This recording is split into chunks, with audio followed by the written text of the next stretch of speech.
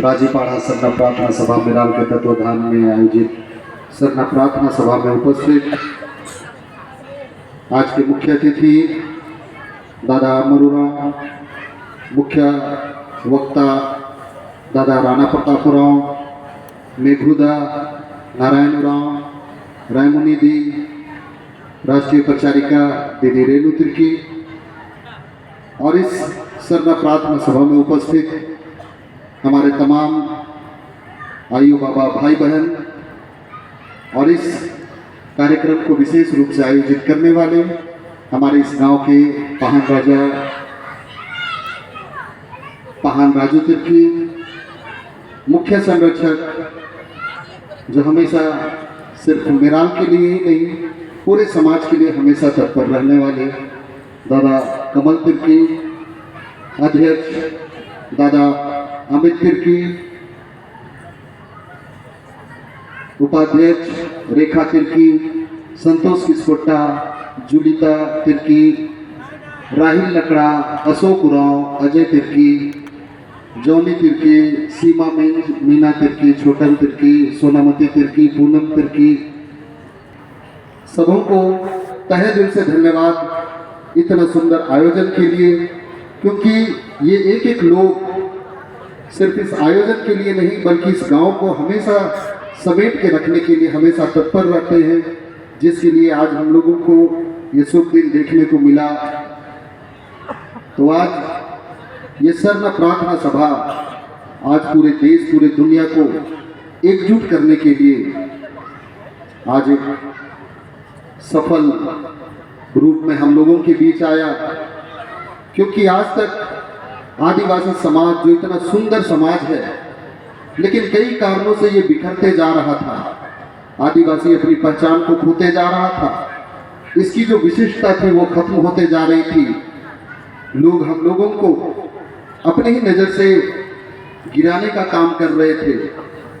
लेकिन हमारे अगुवागण इस सरना प्रार्थना सभा के माध्यम से इसे समेटने का काम किया।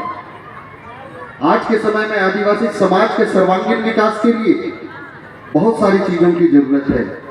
आज आदिवासी समाज में शिक्षा की भी जरूरत है, नशा उन्मूलन की भी जरूरत है, डाइन बिसाही जैसे कुरीति को भी दूर करने की जरूरत है। एक एक चीज की जरूरत आज समाज को है, लेकिन इन तमाम चीजों पर काम करने के लिए जो उसका जड़ है उसको पकड़ना जरूरी है। आज अगर हम लोग किसी पेड़ को देखते हैं तो पेड़ की जो सुंदरता है वो उसके तने की वजह से है, उसके डाल की वजह से है, उसके पत्ते की वजह से है, उसमें लगे फूल की वजह से है, उस पेड़ में लगे फल की वजह से है। लेकिन ये पत्ता, ये डाल, ये फल, ये फूल तब तक सुंदर और सुदृढ़ नहीं हो सकते हैं जब तक उसका जड़ मजबूत ना हो। तो इस पेड़ का जड़ अगर मजबूत होगा, इस पेड़ का जड़ अगर गहराई तक जाएगा तो ये पेड़ मजबूत होगा। इस पेड़ के डाल और इस पेड़ के पत्ते हरे भरे रहेंगे, इस पेड़ में जो फूल है, जो फल है वो बढ़िया लगेंगे। तो उसके लिए उसका जड़ का मजबूत होना जरूरी है। इसलिए इस पेड़ को अगर बढ़ाना होता है तो कभी भी कोई अगर पानी इसको सींचना होता है तो कोई पत्ते में नहीं डालता है, कोई फूल में नहीं डालता है, कोई फल में नहीं डालता है, पानी जड़ में दिया जाता है। जड़ मजबूत होगा, ये पेड़ मजबूत होगा। आज के समय में हमारे अगुवाओं ने इसी जड़ को पकड़ने का काम किया। आदिवासी समाज जब तक एकजुट नहीं रहेगा तब तक समाज का सर्वांगीण विकास नहीं हो सकता है, शिक्षा में काम नहीं हो सकता है, नशा उन्मूलन में काम नहीं हो सकता है। तो हमारे अगुवाओं ने जड़ को पकड़ा। जड़ हमारा सरना धर्म कहा जाता है। आदिवासी अगर शरीर है तो सरना धर्म उस शरीर की आत्मा है, और अगर शरीर में आत्मा ना रहे तो वो शरीर मरा हुआ के समान है। तो इस आदिवासी रूपी शरीर को जिंदा करने के लिए उसमें हमारा जो पुरखों का दिया हुआ वरदान सरना धर्म उसको जीवित किया गया, उसमें पानी सींचा गया, आज इस सरना प्रार्थना सभा के माध्यम से आज हमारा समाज, जो कल तक एक गांव टोला में सिमट के रह गया था, एक टोला का दूसरे टोला से नहीं पड़ता था, लड़ाई झगड़ा होता था, आज यही आदिवासी समाज आज इस कदर एकजुट हुआ कि आज रांची, लोहरदगा, गुमला, उड़ीसा, बंगाल, बिहार, असम, छत्तीसगढ़, यहाँ तक कि नेपाल, बांग्लादेश, भूटान और देश विदेश में भी हमारे लोग हैं और वो एकजुट है। ये बहुत बड़ा धार्मिक क्रांति के रूप में हमारे समाज में काम हुआ। ये सरना प्रार्थना सभा हमारे सरना धर्म को सींचने का काम किया और जैसे ही हम लोग धार्मिक रूप से जुड़े, हम लोग हर चीज पे विकास करने लगे। ये सरना धर्म जो है, सरना प्रार्थना सभा जो है, हम लोगों को भावनात्मक रूप से जोड़ता है। कहने का मतलब कि अगर यहाँ पर अगर दो दोस्त खड़े हैं और कोई दुश्मन अगर किसी पर आक्रमण कर दे, अगर एक दोस्त पे अगर आक्रमण कर दिया, हो सके दूसरा दोस्त भाग जाएगा। लेकिन अगर एक माँ अपने छोटे बच्चे के साथ खड़ी है और उसके बच्चे को अगर कोई पहलवान भी आकर अगर उसे नुकसान पहुंचाने का काम करेगा, माँ कभी नहीं भागेगी। वो अपने बच्चे को बचाने के लिए उस पहलवान से भी भिड़ जाएगी। उसको पता है कि वो पहलवान से नहीं लड़ सकती है, लेकिन भी वो अपने जीते जी अपने बच्चे पर खरोच नहीं आने देगी। ये है उस माँ और उस बच्चे का भावनात्मक रिश्ता। तो आज ये सरना धर्म हमारे इसी भावनात्मक रिश्ते को आज मजबूत करने का काम किया। आज अगर हम कहीं सरना झंडा देखते हैं, मन गदगद हो जाता है। शायद उस एरिया में हम लोग पहली बार गए होंगे, लेकिन वो सरना झंडा देखने से हमें लगता है ये मेरा अपना सरना परिवार है, ये मेरे समाज के लोग हैं, ये सरना धर्म से जुड़े हुए हैं, ये चालायु धर्मेश बाबा का होमा विनती करने वाले लोग हैं। मन गदगद हो जाता है। जब हम गाड़ियों से पार होते हैं, सामने से कोई गाड़ी आता है, उसमें सरना झंडा बंधा हुआ रहता है, मन देख के गदगद हो जाता है। तो आज इस सरना प्रार्थना सभा के माध्यम से हम लोगों का जो भावनात्मक रिश्ता है इतना मजबूत हो गया कि अगर हम लोगों को सुनाई देता है कि कहीं सरना झंडा के साथ छेड़छाड़ हुआ, मन उद्वेलित हो जाता है। कहीं हम लोग को पता चलता है कि कहीं सरना आंकड़ा मसना के साथ खिलवाड़ हुआ, हम आक्रोशित हो जाते हैं। कहीं हमारे सरना लोगों के साथ छेड़छाड़ होता है, हम आक्रोशित होते हैं, क्योंकि उनके साथ हमारा धार्मिक सामाजिक रिश्ता बन चुका है। तो आज इस रिश्ता को इस सरना प्रार्थना सभा के माध्यम से एक माहौल दिया गया है। ये सरना प्रार्थना सभा कोई नया चीज नहीं है। कल भी हमारे बाप दादा अखड़ा में इसी तरह से बैठते थे, धर्म और समाज के विषय चर्चा करते थे। लेकिन बहुत सारे गांव में भाषा, परंपरा, संस्कृति खत्म हो गया, रीति रिवाज को जानने वाले लोग खत्म हो गए। तब हमारे अगुवाओं ने इसे बड़ा रूप दिया और सिर्फ एक गांव और एक टोला नहीं, बल्कि कई गांव के लोग मिलकर सरना स्थल में चालायु धर्मेश बाबा सिंह बोंगा का ओहमा विनती करते हुए मन दिल दिमाग को साफ करके अपने धर्म और अपने समाज के विषय में चर्चा करने लगे, जिससे कि हमारा परंपरा संस्कृति फिर से जीवित होने लगा। अभी हमारे अंकित दादा वो हमें सरना कोड के विषय में भी अपने गीतों से जागरूक किए और साथ में इस सीजन में जो गीत गाया जाता है उसको भी गाकर सुनाए। इस तरह से हम अपने परंपरा संस्कृति से भी जुड़ गए कि ये प्रार्थना सभा ये जड़ है। आज इस प्रार्थना सभा के माध्यम से लोग जुड़ने लगे, नशा अपने आप दूर होने लगा। इस प्रार्थना सभा से लोग जुड़ने लगे। कल तक डाइन बिसाही बोल के एक दूसरे का दुश्मन बने हुए थे, डाइन बिसाही वाला मामला भी दूर होने लगा। कल तक लोग शिक्षा से दूर थे, अनपढ़ थे, गंवार थे, आज सारे लोग पढ़ने लगे। आज लोगों का मनोबल बढ़ा है। तो ये सरना प्रार्थना सभा जड़ है, जहां हम लोग ये जड़ जितना मजबूत होगा, पेड़ उतना ही हरा भरा और फलता फूलता दिखेगा।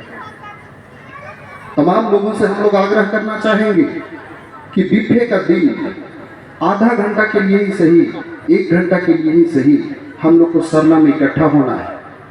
वहाँ जब हम लोग जमा होते हैं, चालायु धर्मेश बाबा का ओहमा विनती करते हैं, हम लोग अपने आप को अंदर से जानते हैं। दुनिया में जब हम लोग ऐसे ही जब हम लोग अपना जीवन यापन करते हैं तो हम अपने आप को कैसे जान पाते हैं? कोई बोलता है तुम अच्छे हो, कोई बोलता है तुम बुरे हो, कोई बोलता है तुम ये नहीं जानते हो, तुम ये नहीं करते हो, तुम ऐसे हो, तुम वैसे हो। लेकिन जब हम लोग सरना में इकट्ठा होते हैं, हम किसी दूसरे का सुना हुआ चीज को नहीं मानते हैं।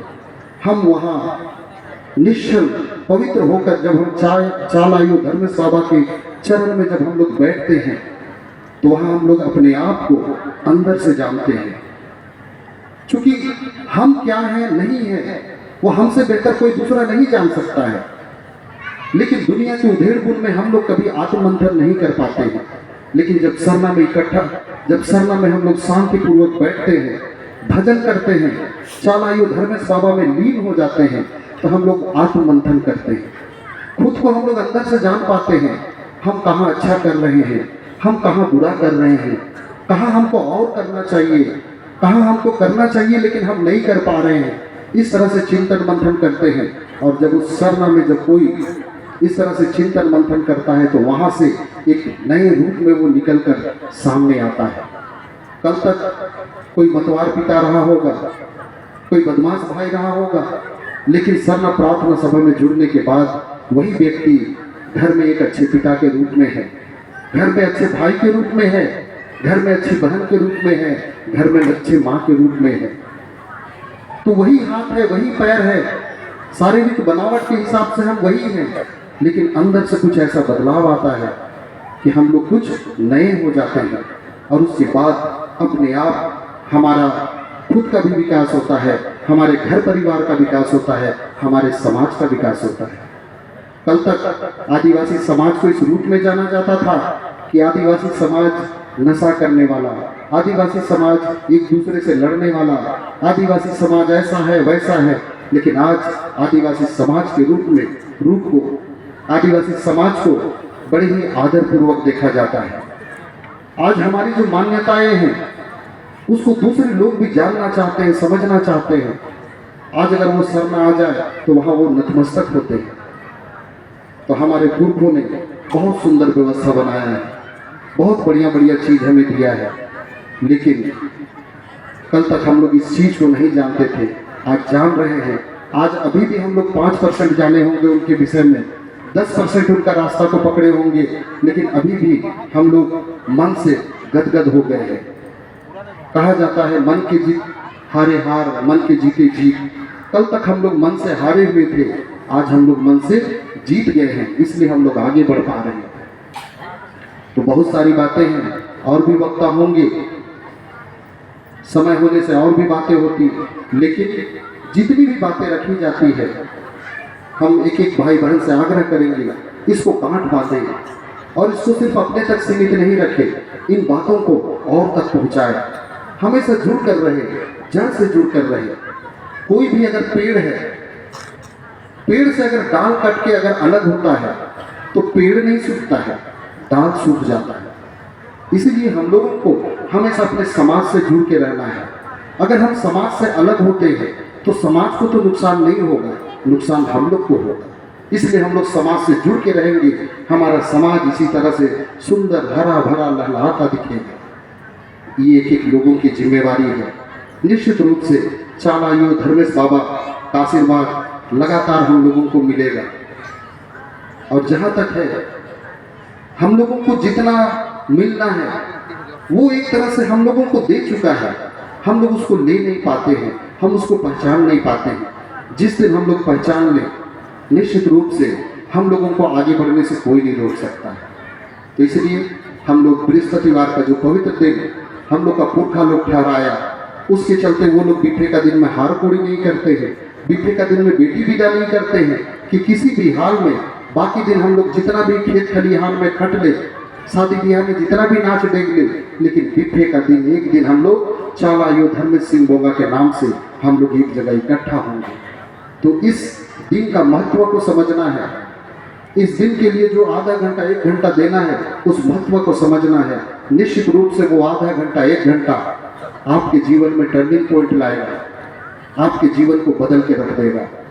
तो इसलिए खुद भी सरना आए, अपने बाल बच्चों को लाए, अपने गांव के लोगों को वैसा माहौल दे कि वो लोग भी आए, सुंदर सुंदर बातों को वहाँ से सीख पाए और अपना और अपने घर परिवार गांव समाज का को एक सुंदर रूप दे पाए। इतना ही कहकर अपनी बातों को अंत करते हैं। मेरा सरना प्रार्थना सभा, राजीपाड़ा सरना प्रार्थना सभा के तमाम पदाधिकारियों को, गांव के पहन बाबा और आए हुए तमाम लोगों को तहे दिल से धन्यवाद। सबों को जमे जमा जय धर्म। बहुत बहुत